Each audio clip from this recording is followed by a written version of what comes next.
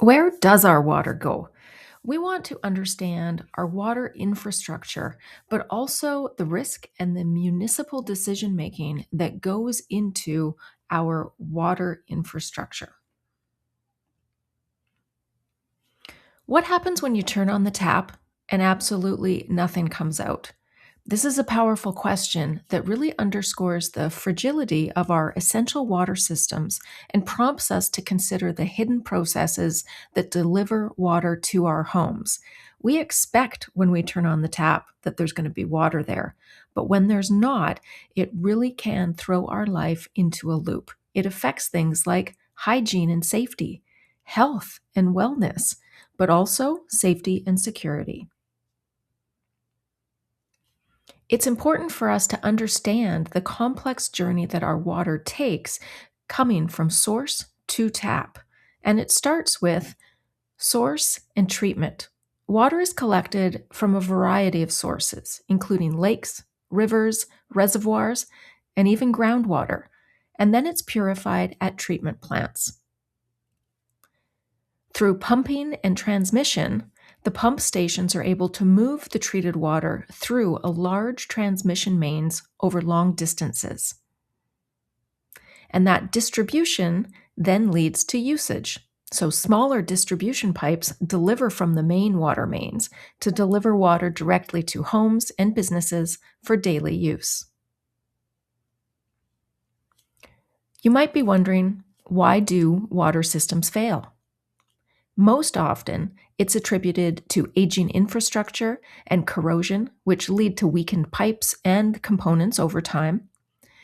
But it also can be because of deferred maintenance and chronic funding shortages that prevent timely repairs and upgrades. It's also affected by population growth and climate impacts, which place increased strain on existing systems. And unfortunately, poor asset management is an often contributor that results in reactive approaches rather than proactive planning. We can look to Calgary for a case study on water crises. The Bears Paw South Feeder Main in Calgary failed, and that affected over 1 million residents, leading to water restrictions, emergency response efforts, and significant repair costs. This event highlighted that the pipe break was a symptom of long term infrastructure risk and not a sudden isolated event. It's important for us to recognize that we need to measure the water system health by identifying the key indicators that are necessary for sustainable water infrastructure management. And those include water loss, and that can be measured through the percentage of treated water that never reaches customers due to leaks. But also infrastructure age, the average age of critical assets and the rate of infrastructure replacement. And also resilience, the system's ability to maintain service during major failures and financial sustainability for future repairs. Some of the challenges that we face when it comes to our water across Canada include finding examples of strong asset management practices and proactive planning. All too often, our communities are reacting as situations arise. Another challenge is that communities are grappling with extensive aging infrastructure and frequent breaks. When water became available as a system, it was typical for communities to undergo large projects to get water to all of the residents. And so there's an initial development of a great deal of infrastructure. And so when we think about that from a systems maintenance, what that also means when you put a lot of new stuff online all at once, well, then that new stuff is also going to age all at once. So it's important when bringing things online that you actually think of the end of life and the maintenance so that we can actually balance that going forward.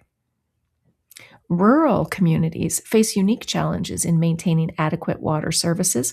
Fewer people means fewer tax dollars, and in a rural community, that means a lot of miles to cover in order to get pipes out to people.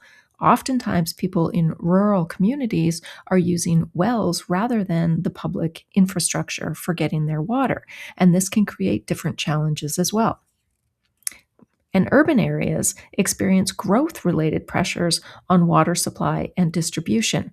As communities aim for densification, that also increases the amount of water and the amount of wastewater that needs to be managed through the system. So, some questions that you might have for your local water system.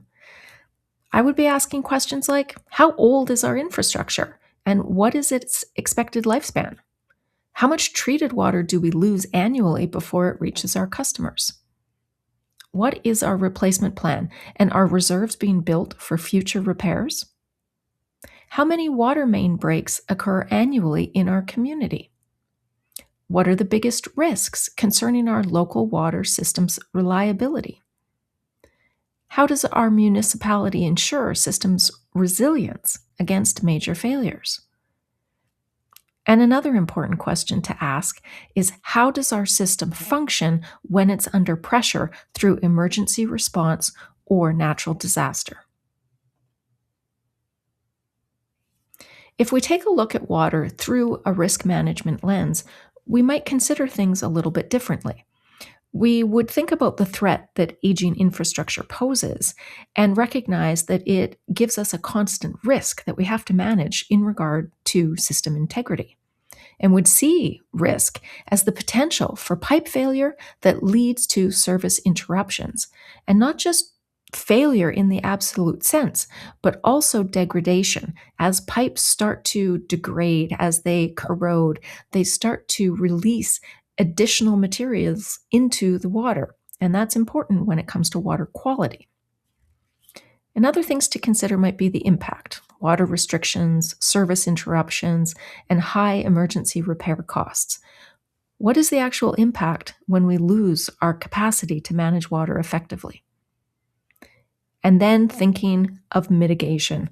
We want to get to a place where we can do proactive maintenance, strategic planning, investment, and continuous monitoring, so that as we are thinking of how we're monitoring and managing our water into the future, we're thinking about how populations might change, how the densification might impact the water use, what the tax revenue is going to be in the future, and how much it costs to actually maintain things, so that the entire system can be looked at holistically.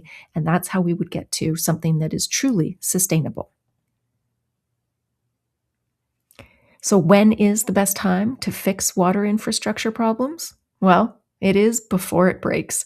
Water is not just a utility, it is a long term community asset that requires stewardship across generations for public health, economic stability, and environmental sustainability. Thanks for watching. I'm Dr. Dinesh McDonnell, and this has been a special feature of Where Does Our Water Go?